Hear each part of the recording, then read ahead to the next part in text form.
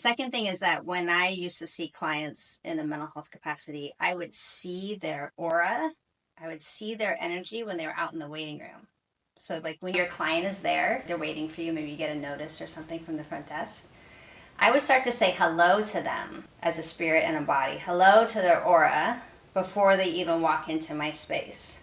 So, just like you were able to see the edge of your aura or you're able to feel the edge of your aura, I would also do that for my client. I see the edge of your aura. I see that you're a spirit and a body.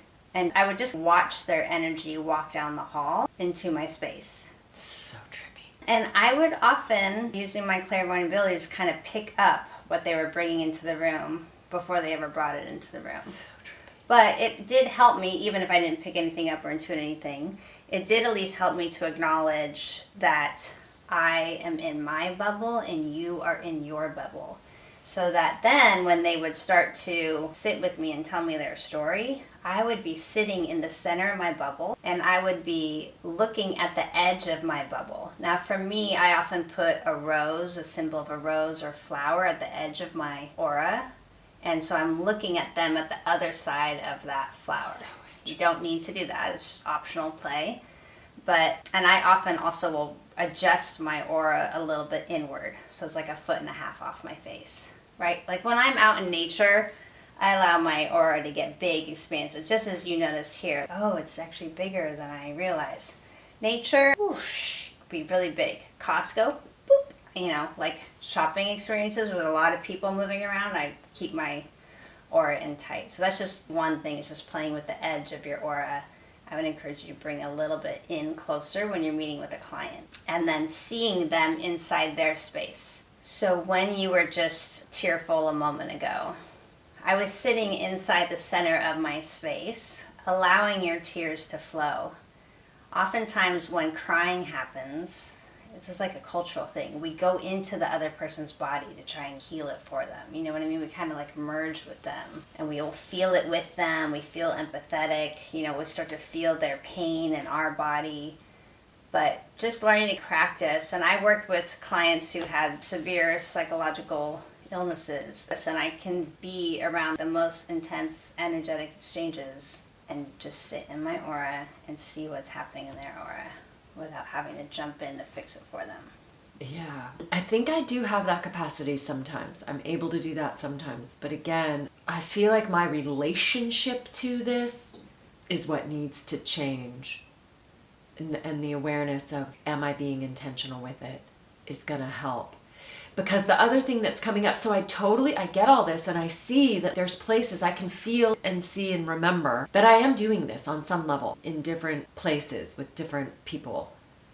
And I think I guess maybe I'm just learning like how to manage it when you do it a lot. So when I'm like this idea, seeing my client's aura from the waiting room, this is a super interesting idea. Yes, that's possible, but it's anyways, I can just see that I'm going to need to change because I already have certain habits that I've kind of already established that I guess I can just add this into it. But sometimes when it's a very busy day, they come right on top of each other. I'm barely finishing, and some of that is just, I think this work is going to help me manage. Some of it is that I'm going longer than I should be, but some of that is the nature of the model that doesn't really accommodate the type of work that I'm doing.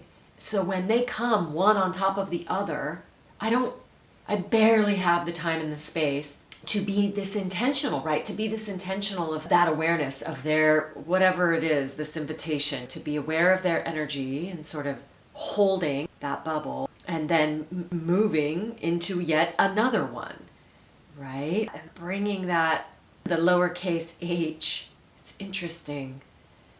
It's interesting to listen to you share this because I'm holding certain things that I feel like are going to be specific tools that I will use. And I love this lowercase h idea, seeing them as the lowercase h healer, seeing myself as the lowercase h healer, but that, like, I don't know, almost for me, the bubble are the capital H, that something else, something bigger is the capital H. And if I can just play with that for a little while, I think I can maybe make some progress. And so setting all of that aside, I also want to say that when we run over in time, it also could be seen as a symptom of losing our space. So I'm going to just bring that through the lens of energetic work, right? Because it is also okay to consciously go over time, right? To choose it, right? Like I am going to choose to be 5 minutes late for you because I'm going to be present here for 5 minutes. Like I'm not saying it's wrong. But if we lose track of time, that is also a sign of losing track of our space. That's what's happening. I can feel it. What it is I'm trying to be the capital H healer. That's what it is. Well, you're trained to be the capital H healer. It's fucking stupid. Yeah. You might have to edit that out, but yeah, it's okay.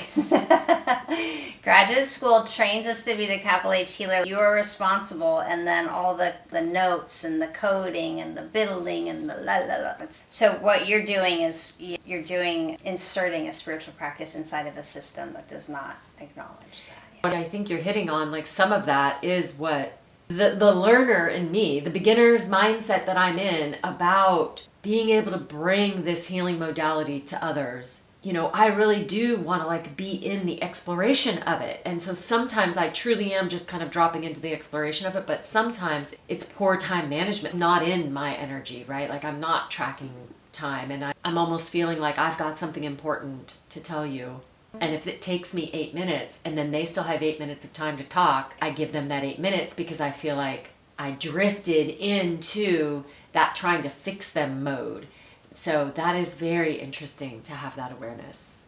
I mean, there's all levels of intricacies that we could, in the future go down, because some of that, when they're into storytelling, or that also is an energy expression on their part too. And I feel like this is going to help me. I feel like there's a way to be with that storytelling, a new way to be with it. So.